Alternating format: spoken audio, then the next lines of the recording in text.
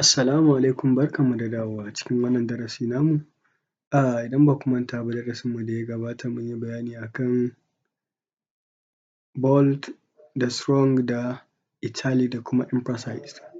Yanzu yau za mu yi bayani akan quote, idan na ce quote shi ne kai quoting ɗin magana daga maganan wani, ko in ce karin magana daga wajen wani, ko in ce maganan zancen masu hikima, to ko kuma zancen waɗanda suka iya masu iya magana, Hausawa suke ce mai iya magana yana ce kaza da kaza. To ya za a yi idan kana so ka rubuta a HTML? To misali wannan bari in goge shi, misali in ce ina da Peter, bari in rubuta Peter, ina da open na Peter, ina da me closing na Peter. Yanzu misali in ce ina da wannan, bari in ɗauko, akwai wani quote da na rubuta ga shi, wanda wannan ya yi, sai in dawo, yanzu misali in ce na rubuta shi, kun gani? Bisa duk abin da yake rabonka ne ba zai taɓa wuce ka ba, saboda haka ka kwantar da hankalinka ka fuskanci rayuwa. Ka gani, to yanzu wannan wa ya rubuta? Wanda ya rubuta sai na ce me sunansa me Malam Mamman. To ya quote ne, yanzu idan na yi saving nashi hakan nan,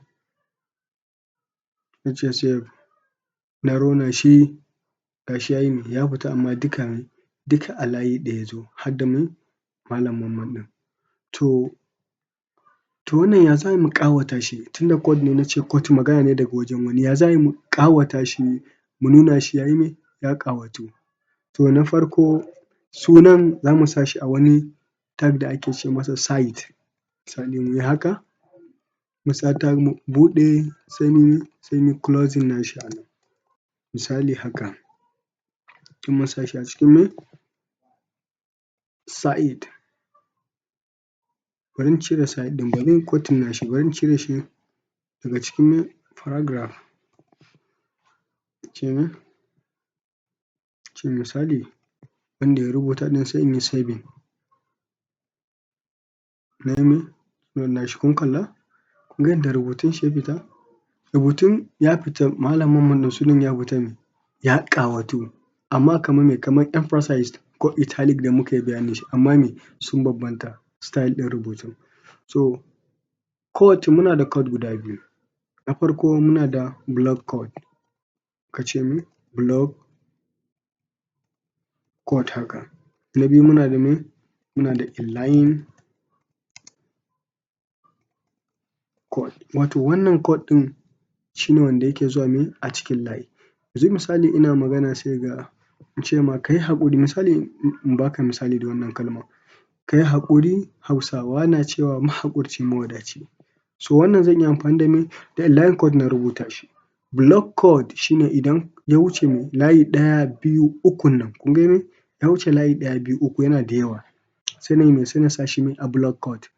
To ya ake rubuta block quote, tag na block quote? Tag na block quote, wannan kun ga quote namu ya wuce me ya wuce layi ɗaya, layi uku ne,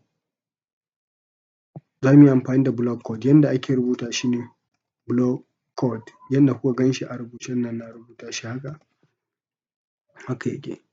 Sai in zo me dukkan shi zan sa shi me a cikin open tag na block quote, har da Malam Mamman ɗin da kuma closing na block quote tag, wato element. Kun ga wannan shi ne muke ce masa me block quote. Idan na yi saving nashi, misali na rona shi, kun gani rubutun dai bai canza ba, amma me amma ya matso gaba, ya nuna mun me quote ne. To wannan shi ne yanda ake rubuta me block quote. To inline quote fa? Inline quote ya ake rubuta shi? Bari in saka tag ɗin nan da muka yi bayanin shi, wato HR, domin mu raba. Saving HR, na ce horizontal, wanda zai kawo mana layi a ƙasa, in ba ku manta ba a bidiyon namu. Kun gani? Bari mu rubuta, to inline quote fa? Inline quote misali akwai wani quote da na rubuta a nan, misali wannan na ɗauko shi, na dawo da shi nan, na ce za mu ba da misali a nan, sai za mu sa shi a cikin p tag shi ma misali, sai mun sa shi a cikin me open na P-tag da closing. To wannan inline code za mu yi amfani da shi.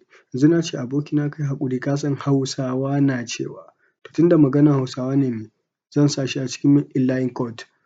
To inline code ɗin da na rubuta ya ake rubuta shi?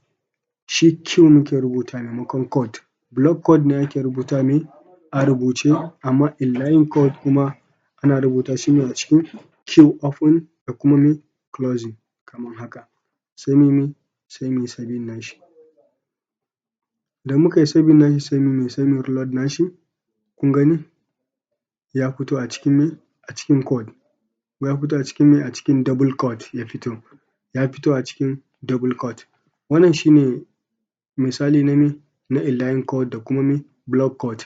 Block code idan code naka ya wuce mai layi ɗaya, biyu, uku kamar in ce karin magana daga wajen wani, ka yi quoting ɗin magana daga wajen wani. Shi kuma inline code ka yi quoting ɗin magana ne a cikin maganar da kuka yi daga wajen wani. Wannan shi ne, ku cigaba da biyan mu.